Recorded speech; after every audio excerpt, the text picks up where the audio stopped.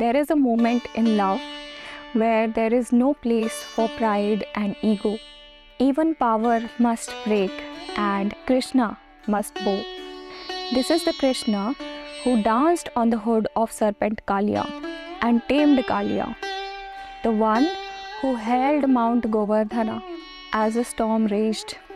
When Krishna played his flute, he could steal the minds of sages and the hearts of gopis.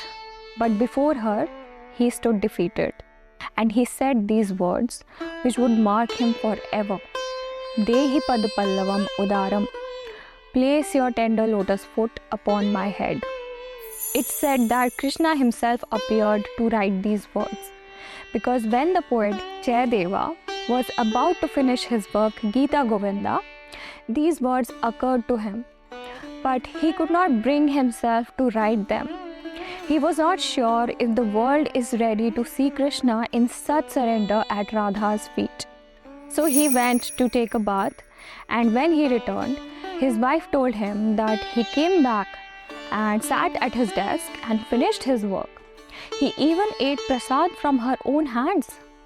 That is when Jayadeva realized that it wasn't him, it was Krishna who came to write these words. But why did Krishna want us to see him not as a god on a pedestal, but as a man, as a lover, kneeling at Radha's feet? Because she is not just his beloved, she is the secret of love itself. She is the archetype of love that refuses to be contained. She really knows how to love, to walk into the unknown for it, to burn in love and to break open and be reborn in love. This is how Krishna wants us to do bhakti. True bhakti is not comfortable. It does not make us settle, but it rips us open. And when it's real, it leaves us utterly transformed. The name Radha is a Sanskrit word that signifies prosperity, success, and lustre. She is also called by other names like Shri, a title for Lakshmi, the goddess of fortune. She is also referred as Padma, Padmavati, Kamala, names of lotus. She is also directly called Lakshmi, linking Radha to Vishnu's Shakti, goddess Lakshmi, as Radha is the Shakti of Krishna, an avatar of Vishnu. So where did Radha come from? In early Vedic literature and astral mythology, Radha was associated with nakshatras, star clusters, particularly Vishakha. She represented a cosmic force rather than a human figure. Vishakha, as a star cluster, was linked with months of spring, Madhu, connecting Radha, that is Vishakha, to Madhava, a name for Krishna as the Lord of Sweetness, or the one who brings spring. If you look at the early scriptures, the Vedas, the Mahabharata, and even the Bhagavad Purana, Radha is a mystery in Krishna's life. The Bhagavad Purana talks about Rasa Leela, but it refers to gopis as a collective, and there is no direct mention of Radha. So how did we come to worship Radha and Krishna together? Radha was discovered in the medieval bhakti poetry, where she was the heart of bhakti. The 12th century poet Jayadeva, in his great Sanskrit work Gita Govinda, discovered Radha to symbolize pure devotion, bhakti rasa. It explores the emotions of Radha and Krishna after the Rasa Leela, focusing on separation, longing, and divine reunion. Jayadeva portrays Krishna not as this divine ruler, but as a divine lover. And Radha guides him towards the highest experience of divine love. And so she is the spiritual guide in this context. Her love grounds Krishna's cosmic reality, making it something that we humans can deeply feel through aesthetic experience, because the divine is expressed through rasas or moods, especially Shringara rasa, the mood of love and longing. In classical Indian aesthetics, Nayaka is the hero, not in a war, but in a love story. Krishna's victory lies in making Radha love him and being utterly conquered by her in return. Unlike Shiva, Krishna does not burn the god of love. He becomes love itself. It's a sacred experience of union between the devotee, that is Jivatma, and the divine, that is Paramatma. This shifts the focus from Aishwarya, divine majesty, to Madhurya, divine sweetness and intimacy. In the Bhagavad Puran, the chapter on Rasa Leela has one of the starting lines that says Krishna calls upon his Yogamaya, his spiritual energy, to enable divine play, Leela, to unfold, allowing the infinite to manifest within the finite world. So this sets the stage for the sacred dance. It begins on a full moon night on the banks of Yamuna as Krishna plays his flute, calling the gopis with a sound that stirs their very souls. Note that the gopis do not come out of desire. In fact, they leave everything behind: family, duty, identity. They are drawn by pure love to participate in the cosmic dance, where Krishna embraces only those who surrender with pure devotion, symbolized by the gopis. In this dance, everyone is a gopi, for only those who let go of ego and become love itself can truly merge with the divine. The circle of dancers moves in perfect harmony. Anklets are jingling, bangles are chiming, the earth itself is swaying to the rhythm of devotion. Krishna teases them, disappears and then reappears, deepening their longing and love.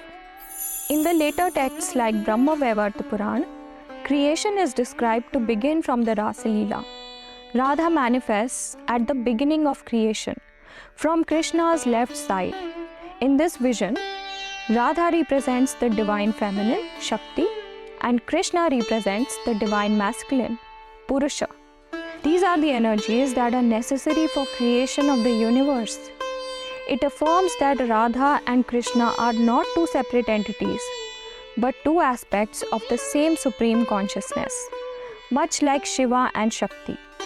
In the Brahma Vaivarta Puran, Radha is this primordial goddess from whom all the goddesses emerge, and Krishna is this primordial god from whom all the gods emerge.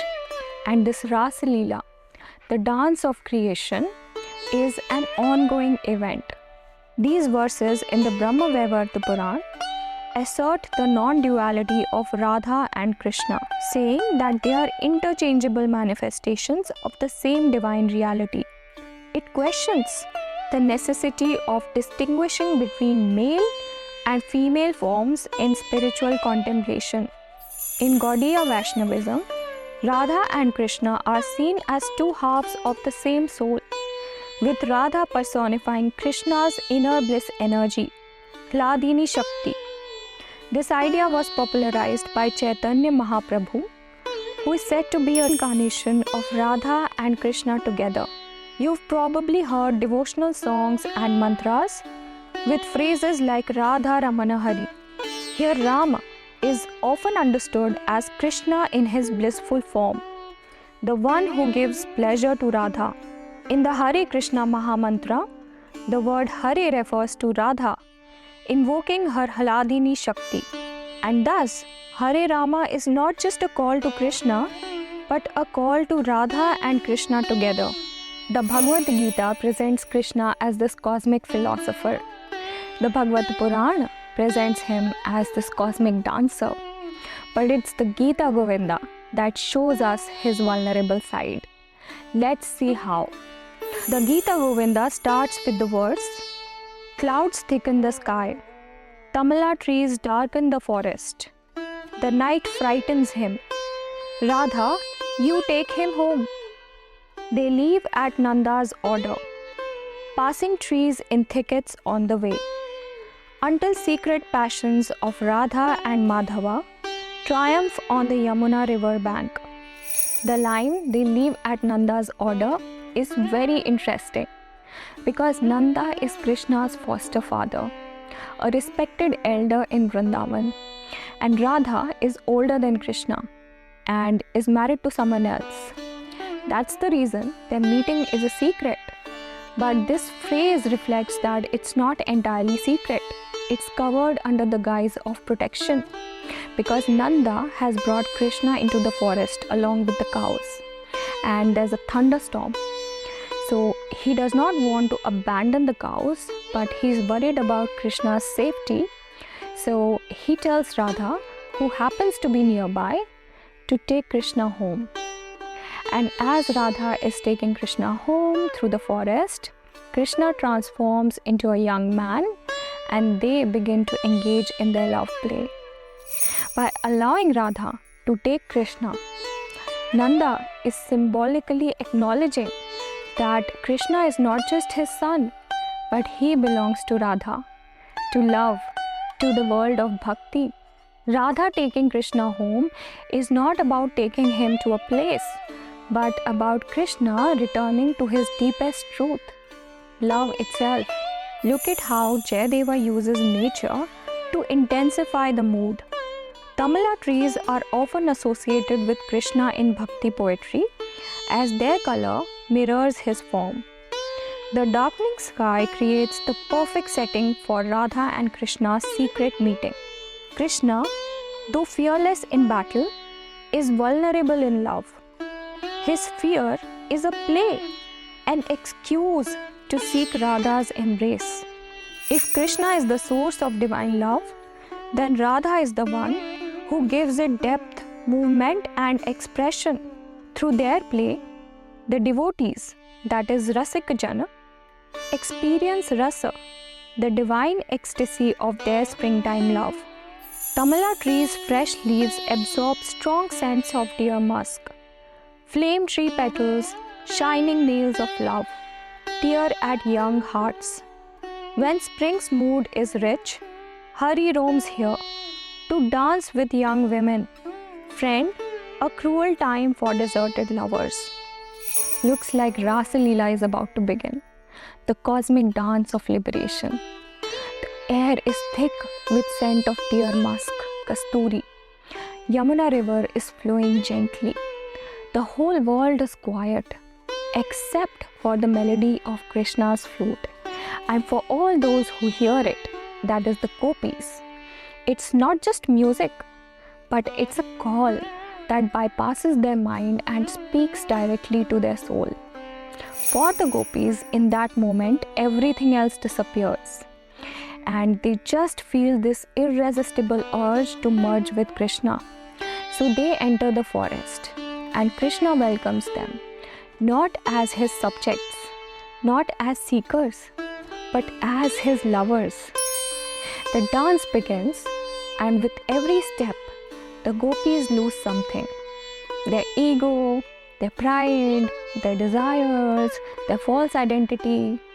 The more they move, the less they remain themselves. And now, it's not that they are dancing, it's the divine that is dancing through them. This is Rasa Leela, a deeply spiritual experience. This pure love, this all-consuming, ineffable experience liberates the soul. The gopis become Jivan Mukta, liberated while still being alive. They don't need to renounce the world. They can just dance through it while being deeply in love. The great mystics of the world, like Ramakrishna Paramahansa, the whirling dervishes of Sufism who spin in circular motion, they have all touched this truth that love is liberation. How does Rasa Leela lead to Jivan Mukti? A Jivan Mukta is the one who has attained eternal bliss, Sat Chit Anand, a state of existence, Sat, consciousness, Chit, and divine bliss, Ananda. This bliss is not of the body, but Brahmananda, the highest joy of merging with the Absolute. The gopis in their devotion do not seek wealth, knowledge, or even heaven. They only want Krishna. Their love is so complete, so absolute, that it becomes liberation itself. That is why the Bhagavata Purana says that the gopis are greater than sages and yogis. Their bhakti is spontaneous, pure, and beyond effort. They do not meditate on Krishna as a deity far away. They are not ashamed to become one with Him in love. The key is not just worship, but becoming one with the Beloved. Who are these gopis and why are they described as being young women? In the Bhakti traditions, especially those centered around Radha and Krishna, all souls, that is Jivatmas, are understood to be feminine in relation to the divine, that is Paramatma. Not because of the gender, but because of what it takes. Opening up, letting go, trusting something greater than yourself. Young women symbolize fresh, raw, and vulnerable devotion. They are at the peak of emotional openness, unashamed, and fearless in their longing. They leave behind their families, duties, and social expectations just to be with their lover, representing the soul that abandons the ego, pride, and attachments for divine union. Great male saints aspired to cultivate Gopi Bhava, the mood of a young woman madly in love with Krishna. Anyone, regardless of their gender, who aspires to experience the divine must step into the heart of a gopi. Even Shiva, when he wanted to join the Rasa Leela, had to take a feminine form. Why? Because Krishna's dance isn't for those who want to compete, control, or stand apart.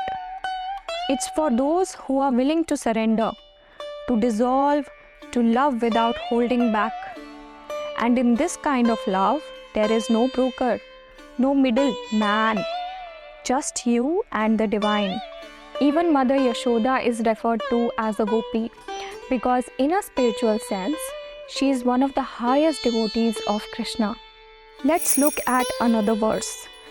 Vines of his great throbbing arms circle 1,000 cowherdesses. Jewel rays from his hands and feet and chest break the dark night. My heart recalls Hari, here in his love dance, playing seductively, laughing, mocking me. In this verse, Radha is longing for Krishna because he's doing this Rasa Leela with all the gopis, but she wants him exclusively. The jewel rays breaking the dark night suggests that even in the depths of separation, for Radha, there is an undeniable presence of the divine. The last lines reveal the bittersweet essence of bhakti. The devotee remembers the divine, but in doing so, they feel both blessed as well as tormented because Krishna is very playful. He appears and then disappears to intensify the devotee's longing, to fire their yearning until nothing but surrender remains. To truly love the playful, mystical divine is to be enchanted by the divine play, Leela, and to understand that presence and absence, love and longing are two sides of the same coin. The devotee does not try to control their experience, but allows themselves to be carried by it, laughing and weeping in the same breath as Krishna does in his eternal dance. Then Radha says, my heart values his vulgar ways, refuses to admit my rage, feels strangely elated and keeps denying his guilt. When he steals away without me to indulge his craving for more young women, my perverse heart only wants Krishna back. What can I do? Radha feels betrayed. Her love is deep, but jealousy arises. She wants to be seen and be cherished. And look how she is not mincing her words. She calls his ways vulgar. She is not repressing her rage. She tries to escape Krishna's presence, but the entire Vrindavan reminds her of him.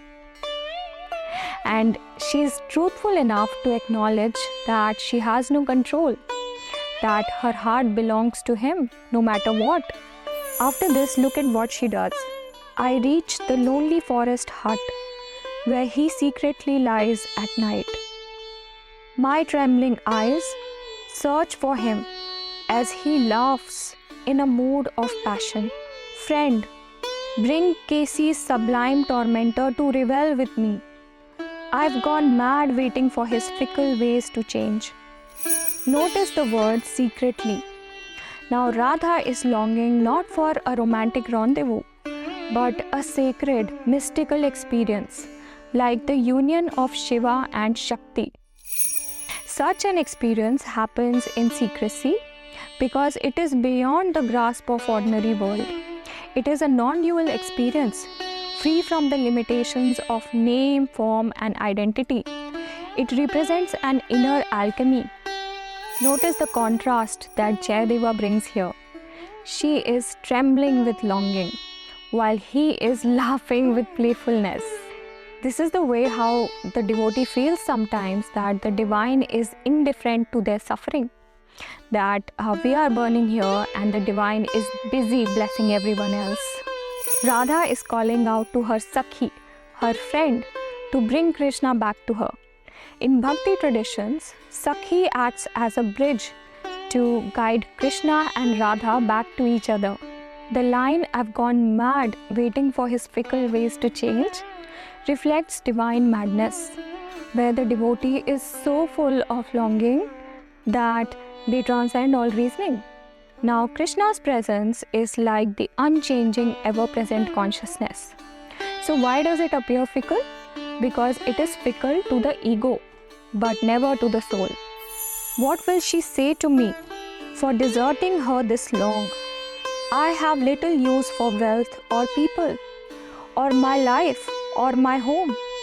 Damn me, my wanton ways made her leave in anger. Radha's love is not passive. She is fierce and demanding. She is not a meek devotee who would settle for mere moments of happiness. She is a force that even Krishna could not resist. And her path is solitary because spiritual realization is a one-on-one experience with the divine. Krishna realizes that without a devotee like Radha, he is incomplete. And his remorse is not a sign of weakness, but it's his sweetness of surrender to love itself. Forgive me now. I won't do this to you again. Give me a vision, beautiful Radha. I burn with passion of love. Damn me, my wanton ways made her leave in anger. This shows that the divine responds deeply to the devotee's heart, that even the divine seeks to make amends when the soul is wounded in love. This flips the normal idea that the devotee longs for the divine. Here, the divine is longing for the devotee. It's like this Rumi's quote, "What you seek is seeking you." Here, Krishna is desperate for just one darshan of Radha. For him, Radha's presence is more important than the entire Vrindavana, than all the gopis, and even the joys of his own divine play. So divine love is mutual. In this verse, their friend Sakhi updates Krishna about Radha's state. She evokes you in deep meditation to reach your distant form. She laments, laughs, collapses, cries, trembles, utters her pain. Lying dejected by your desertion, fearing love's arrows, she clings to you in fantasy, Madhava.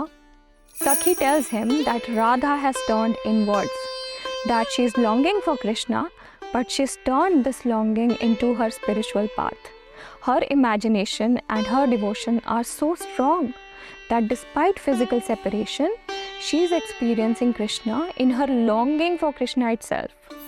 So Krishna asks Sakhi to go to Radha and explain, "Madhava still waits for you in love's most sacred thicket where you perfected love together." So Sakhi tells this to Radha, and then she comes back to Krishna and tells him about Radha's state again, that she is suffering in her retreat, longing for Krishna. After sending this message, Radha is expecting that Krishna would come immediately to her. But even after this, when she sees her friend is returning alone, she gets extremely jealous. Just when we promised to meet, Hari avoided the woods. The flawless beauty of my youth is barren now. Whom can I seek for refuge here? My friend's advice deceives me. Think of someone who left their career to follow an inner calling that no one gets, who moved a country to fulfill a vision that no one understands. And people ask, why are you doing this? Are you crazy? But inside, they've been touched by something so deeply that there's no turning back. Now, no amount of external advice would work for them. It's between them and what they love. There is no refuge. This is Radha Bhava.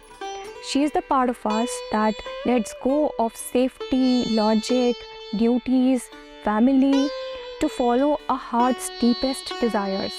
She says, command my torment, sandal mountain wind. Take my life breath with arrows, love. I will not go home for refuge again. Yamuna river, sister of death, why should you be kind? Drown my limbs with waves. Let my body's burning be quenched.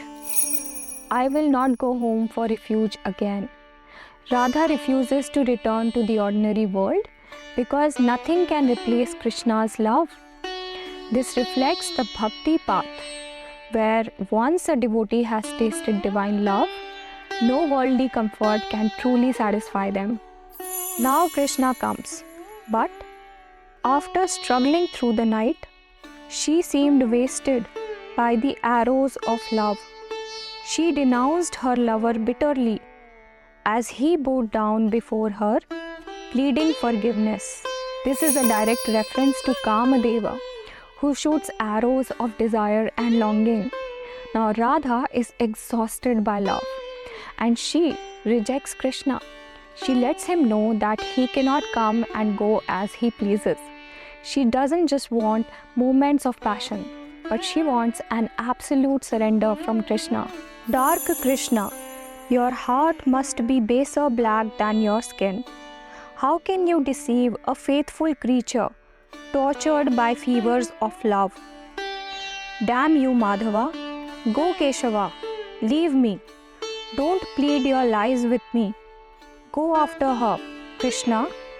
She will ease your despair. Radha knows the strength of her love. She will not hold herself back. Her devotion is so pure that even Krishna must acknowledge it. She will not be satisfied with sweet words. She demands truth. She calls out his deceit, that how can he abandon a faithful devotee like her? If he wants temporary devotion, then he can go elsewhere. But Radha will not accept anything less than absolute love and surrender. She loves him as an equal, so he must also prove his devotion to her. Now her friend tries to mediate and tells Radha to let go of her wounded ego. She assures Radha that your lover is faithful to you. Now Krishna, who is in a calm or in a playful state usually, is in a complete emotional upheaval.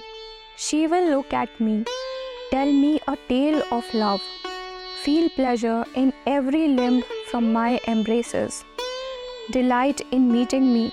Friend, he says anxiously, your lover looks for you, trembles, bristles, rejoices, sweats, advances, falls faint in the thicket buried in darkness.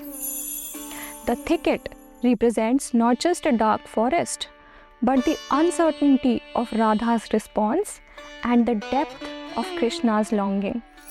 Eventually, Radha accepts his apologies, and when they finally meet, this is the state of Radha. Her eyes transgressed their bounds, straining to reach beyond her ears. They fell on him with trembling pupils. When Radha's eyes met her lover, heavy tears of joy fell like streaming sweat. The trembling pupils suggest a loss of control. Radha is flooded with emotions. Her tears are falling like sweat. This reflects a blurring of line between bodily sensations and the emotional response. Her entire being is set on fire and is responding to Krishna's presence. In the part 12 of Gita Govinda, they reunite. When her friends had gone, smiles spread on Radha's lips, while love's deep fantasies struggled with her modesty. Seeing the mood in Radha's heart, Hari spoke to his love. Her eyes were fixed on his bed of buds and tender shoots. Krishna looks at Radha and gets what she is going through. They don't need words to communicate. And Radha, instead of looking at him straight, is looking at the place where they are supposed to unite. So she's struggling with her self-control, but is still very graceful.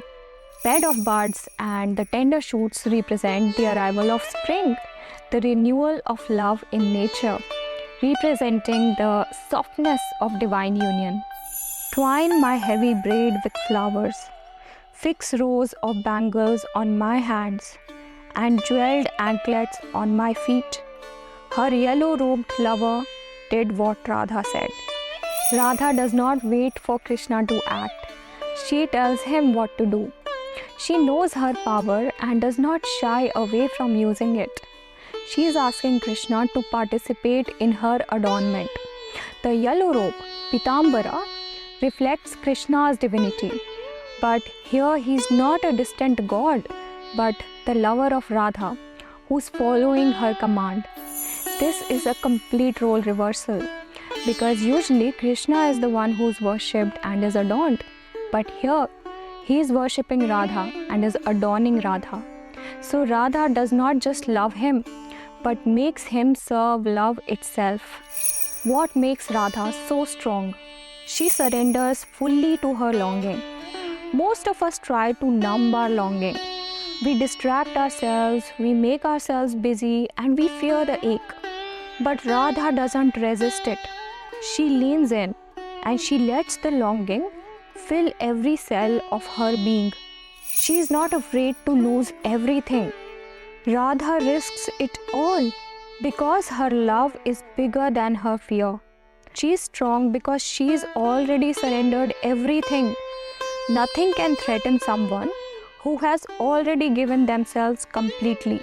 Her devotion makes her infinite. The more Radha loves Krishna, the less small she becomes. Her identity dissolves into love and becomes expansive. She becomes the rasa, divine mood itself. This is why her strength feels limitless. So how does Radha do it?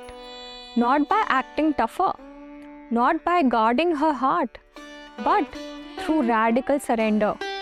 Krishna's role as Vishwarupa, the universal form, in the Bhagavad Gita, establishes him as the master of time, space, and reality. But if Krishna were only this cosmic ruler, he would be distant and impersonal. That is why the Krishna of Gita Govinda exists, to show us that even the infinite ruler of all creation desires, longs, and surrenders to love. In the Bhagavad Gita, Arjuna learns that surrendering to Krishna leads to strength. In Gita Govinda, Krishna learns that surrendering to Radha leads to fulfillment. The Bhagavad Gita teaches detachment from the world. The Gita Govinda teaches attachment to divine love.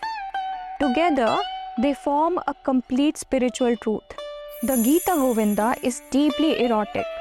The paradox is that not just poets, but great renunciates, ascetics, and yogis have cherished it, because divine love is a faster path to liberation. The Bhagavad Purana and Bhakti traditions say that love, Madhurya Bhav, is greater than knowledge, jnana, or rituals, karma. The gopis' love for Krishna is considered higher than the knowledge of the Vedas because it is spontaneous, selfless, and a total surrender. Renouncing the world does not mean renouncing love. The Bhagavad Gita and Upanishads teach that God cannot be realized without deep yearning, mumukshutva. Great yogis see Radha's love as a perfect example of soul's yearning for God, the same burning intensity needed for moksha or liberation. Chaitanya Mahaprabhu, Ramakrishna Paramhansa would enter states of trance while hearing Gita Govinda. Why do male saints embrace Radha Bhava or Gopi Bhava? In front of Krishna, the soul is always Radha. When the bhakti ripens, the gender dissolves. Young, old, male, female, nothing matters. The only identity that matters is that of Radha seeking Krishna through sweet surrender and total love. To truly love Krishna, we must all become Radha. The Bhakti saints describe 5 primary relationship bhavas with Krishna. Shant Bhava, peaceful devotion. Dasya Bhava, servitude. Sakhya Bhava, friendship. Vatsalya Bhava, parental love. Madhurya Bhava, romantic love. Madhurya Bhava is considered the highest for 3 reasons. Number 1, it contains all the other bhavas. In Madhurya Bhav, the devotee experiences service, friendship, and even nurturing love. A lover serves, plays, and nurtures their beloved. This is why Radha's love is the most complete. Number 2, it is the most intimate and personal relationship with Krishna. While a servant, a Dasya Bhav, follows the rules, a friend shares but does not surrender, and a parent protects. But Radha's experience with Krishna is the most intimate. Number 3, Krishna himself longs to experience it. He desires to feel what Radha feels. Chaitanya Mahaprabhu did not merely worship Radha and Krishna. He became Radha, weeping, dancing, and longing for Krishna in a state of divine ecstasy. Though born male and blind from birth, Surdas composed poetry as if he were a young gopi longing for Krishna. Since Krishna himself desires Radha Bhava, it is the highest form of worship to Krishna. Then there's this question of marriage between Radha and Krishna. Marriage belongs to the material world, and Radha and Krishna's love is beyond it. Marriage is a social institution meant to establish rights, responsibilities, and duties in material life. Marriage is a contract for one lifetime, but Radha and Krishna's love is beyond time and space. Their love exists in Goloka Vrindavan, the highest spiritual realm, where relationships are not based on worldly rules. While mainstream Purans don't mention their marriage, certain esoteric Vaishnava and Tantra texts describe a divine wedding, a Gandharva Vivaha between Krishna and Radha. This is a celestial marriage based on pure love, without rituals or social obligations. Some Shakta and Sri Vidya traditions associate Radha with Lalita Tripura Sundari, the supreme goddess. Krishna is the supreme consciousness, and Radha is the supreme Shakti, the energy of divine bliss. Their spiritual marriage exists beyond time and space. Unlike Radha, Rukmini, the queen of Dwarka, represents the wedded love, where devotion is expressed through duty and reverence. Rukmini never experiences the same intense longing, viraha, as Radha does. If Rukmini experienced Radha's intensity of longing, she would undergo a transformation from Swakiya Bhakti, wedded love, to Parakiya Bhakti, love without boundaries, that Radha experiences. Radha's love is not about being married to Krishna at all in a worldly sense. The journey from Rukmini Bhav to Radha Bhav represents a profound spiritual transformation that a devotee can experience in their lifetime. This transition is beautifully exemplified by the life of Mirabai, a 16th century Hindu mystic poetess and devotee of Krishna. Mirabai's early life embodied the Rukmini Bhav, characterized by structured devotion and somewhat adherence to social norms. She was a princess, married, even though forcefully, into the royal family of Mewar. She initially expressed her love for Krishna through rituals and temple worship. However, as Mirabai's spiritual journey deepened, her devotion transcended social boundaries, mirroring the transition from Swakiya Bhakti to Parakiya Bhakti, where she started loving Krishna beyond all boundaries. In her later years, Mirabai's devotion evolved into this intense ecstatic longing, characteristic of Radha Bhava. She abandoned her royal status and became a wandering devotee who loved Krishna despite all her struggles. Some scholars suggest that Radha might have originated from folk traditions in the region of Braj, around modern-day Uttar Pradesh, where local love songs and oral traditions celebrated the playful romance of Krishna with a cowherd girl, which evolved into the figure of Radha. In India, the love of Radha and Krishna is a living, breathing tradition that is continuously recreated through art. The Ashtapadis of the Gita Govinda have influenced classical dances like Bharatnatyam, Kathak, Odissi, and Manipuri, bringing its emotions to life through dance. Have you ever seen a Kathak dancer spinning effortlessly, lost in devotion? Kathak's signature spins, chakkars, mirror Krishna's cosmic dance in the Rasa Leela.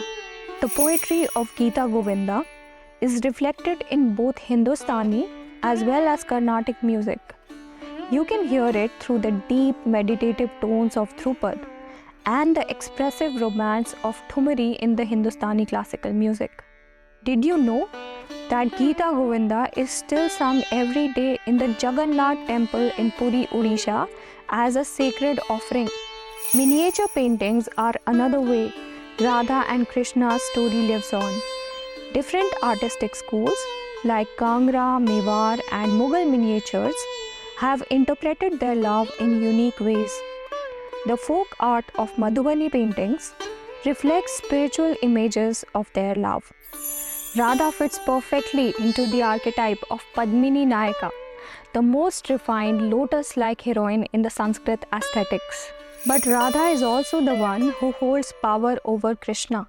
So in this way, she also fits into the archetype of Swadhina Bhartruka Nayika. Radha is the queen of Vrindavana. Unlike Krishna, who moved on to rule Dwarka, Radha never left Vrindavana because she never needed to. She did not belong in the world of power, politics, or duty. She belonged in the land of love. Radha is one of the greatest spiritual rebels of all times. Her defiance was not political, but existential and spiritual. But why was Krishna's archetype allowed to move on, but not Radha? Krishna's love is celebrated even as he strategized to win wars, run kingdom. But Radha, on the other hand, is remembered only for her love and longing. This mirrors history, where men's spiritual journeys are integrated into power structures, while women's devotion often remains personal, silent, and forgotten. Throughout history, women's access to spiritual freedom has been restricted. In many traditions, women are simply expected to follow marriage, family, and social norms. Even in bhakti movements, male saints were prioritized. Women who followed intense personal devotion to God often faced social rejection, as seen in the lives of Mirabai and Akka Mahadevi, but we cannot equate Radha to all women and Krishna to all men. These are archetypes, and the realm of pure bhakti is genderless. Equating Radha to all women and Krishna to all men just reinforces gender stereotypes. Anyone can be Radha and anyone can be Krishna. When they unite, there's no male or female, there's just pure love.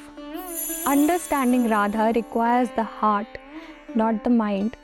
She is an experience to be felt. an experience of pure love that dissolves the boundaries between the lover and the beloved. And this dance of love, it never stopped. It's still happening, waiting for those who are willing to step in. The real question is, are we ready to step in? Are we ready to love like Radha? Thank you for joining me in this exploration. Please support my work by subscribing to this channel and giving this video a like and sharing it with your friends and family. And if you're curious about which goddess energy is awakened within you, we've created a quiz just for you on our website. Find the link in the description below. See you in the next video.